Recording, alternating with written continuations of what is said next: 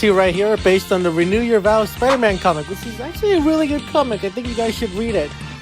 This isn't a comic review channel, this is a toy review channel, so let's see how the figures do the comic justice. We'll start with Spider-Man first, and I'm pretty sure most of you nerds only got this set for him. Probably never even read Renew Your Vows. Now this figure actually does look pretty good. It's got nice paint, and the sculpting's really nice. Probably the best Spider-Man Hasbro's made in a while, but it's not perfect.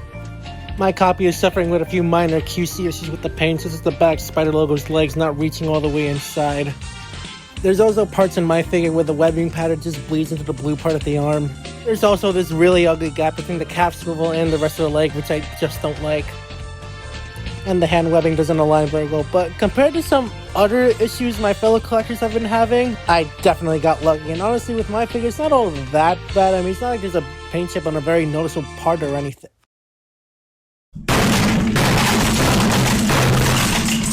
Seriously? Right on the eye? Of all places, it had to be right on the eye. Ugh, whatever. Comparing him side by side with the retro Spider-Man, there are some notable changes, mainly the shinier red paint and the bigger spider emblem in the front of the chest, as well as the more flush shoulder joints and the fact that he's able to stand properly. Another thing where the Renew Your Vows version beats the retro Spider-Man is in the pinless joints in the legs, and especially in the arms. That just looks way better. He beats retro Spidey in terms of the accessories that he came with as well. He comes with the standard whipping hands and fisted hands, but he also comes with something very special, some wall crawling hands, which for some ungodly reason this motherfucker doesn't come with. But I'm sure Hasbro has learned their lesson and has now included wall crawling hands with every single Spider-Man.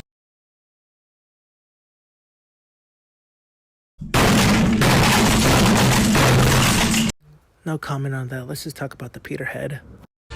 This head looks really nice. I mean, granted, it's reused from the retro Peter Parker figure, but I don't have that figure, so this is a nice inclusion. They're using this new face printing technology that they've been using with their movie figures, and they're now using it for the comic figures. And honestly, I don't have much to say. Good job, Hasbro. You did good here. It looks really, really nice.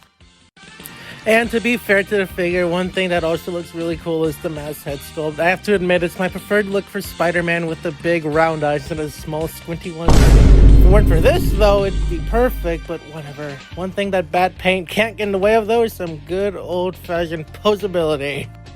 The posability here is good, but it's got limitations. The head is on a double ball joint, which you think would be really good, but no, the neck doesn't move, so it's kind of stiff. The arms, thankfully, can rotate all the way. And the butterfly joints are kind of limited here, which kind of sucks. And the arms can barely move out that much. And the elbows only bend slightly over 90. Thankfully, bicep swivel, wrist swivel are all fine. And the wrist can move up and down.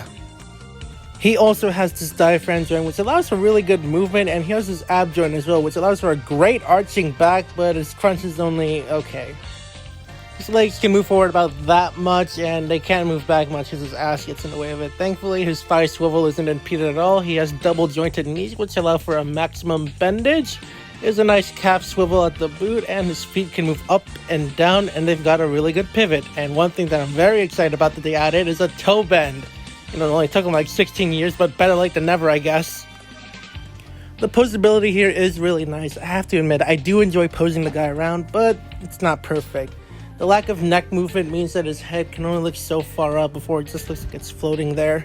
But overall, the articulation is really good, and if you exercise patience, you're gonna have a blast posing him around. And I have to admit, it is really nice to finally get some articulated toes. Alright, time for the size comparison.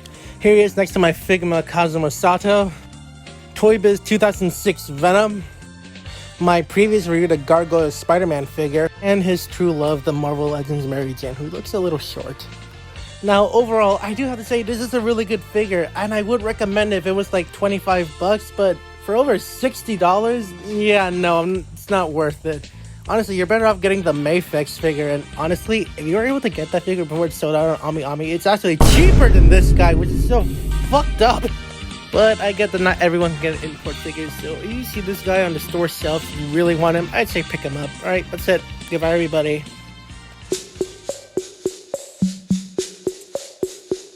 Oh shit, I almost forgot about Spider-Milf! The second figure in this set is the Spinneret, which was also from Renew Your Vows, and is basically Mary Jane if she had Spider-Man's powers. And honestly, I think they did a really good job interpreting her into figure form, but like Peter, she's not perfect. This part is going to be shorter than with the Spider-Man, but mine in particular has this really ugly seam line in the waist and the webbings don't really line up with each other. But that's about all my complaints I have with her. Other than that, she looks really good. I think they did a really nice job incorporating her suit from the comics into this figure.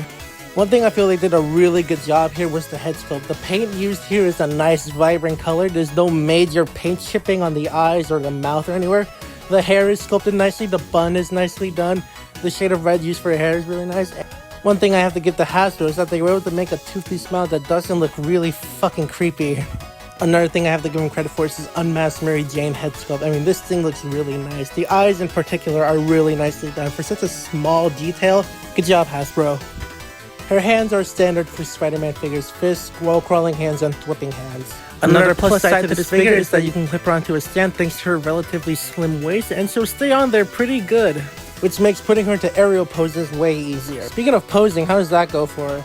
Well, her head is on a disc hinge, which I normally wouldn't like, but in this case, the ball joint is actually high enough to the point where she has unlimited head movement, and she can look all the way down and all the way up. She can even look higher than Peter, which is honestly kind of funny. The rest of the figure is just standard female Marvel Legends articulation. Her posability is just okay. One thing that kind of bothers me about it is that the palm of her hands are just purely white and there's no wet pattern on them. I don't get it. What, could you not afford any more red paint, you cheap bastards? Her chest does move pretty freely and allows for a really good arching back, but there's not much of a crunch. Her tits kind of get in the way of that. As for her legs, they're pretty standard. They can kick up that far and they can't move back that much thanks to her ass unless you move the leg to the side a little. Her thigh swivel is pretty unimpeded and she has a double jointed knee which can bend all the way in, thank god, and she can move her feet up and down, and she has a pretty nice ankle pivot. And no toe bend for some reason.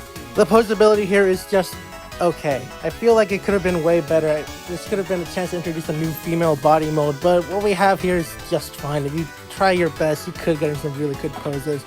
And hey, I was able to get into a handstand if you balance her well enough. Kind of. One thing this figure is severely lacking in is some type of waist joint, when another Hasbro figure, Lynx, not only has a chest and waist joint, but can actually crunch forward way better than both Spider-Man and Spinneret. How does that even happen? Whatever, size time. Here she is again next to Figma Kazuma Sato, Toy Biz Venom, the previous review Toy Biz Spider-Man, and here she is next to herself. And they do look pretty nice together, but out of curiosity, I gave the Marvel Legends Mary Jane the Spinneret maskless head, and it does look pretty good, but the skin tone doesn't really match, sadly. And here she is next to her love, the Retro Spider... the Renew Your Vows Spider-Man, and they do look really nice together, and they look even better if you get them in some really cool poses. And while I do have to admit, these figures are really fun to play with, they are definitely not worth over $60, especially with all the bad QC, not just these figures, but the whole 60th anniversary line has been suffering with. Yeah, no, I'd say pick them up, but be cautious. If you just want Spider-Man, I'd say just get something else. But if you want Spinneret, this is really your only choice. So if you do pick it up, I'm sure you'll have a fun time. And these figures aren't that bad. Alright, well, that about wraps us up for real. Goodbye, everybody. Wait a minute. These figures are based on the Renew Your Vow comics. But if that's true, then where the fuck is Annie? You know, their daughter? Where is she? Huh, Hasbro, you cheap mother...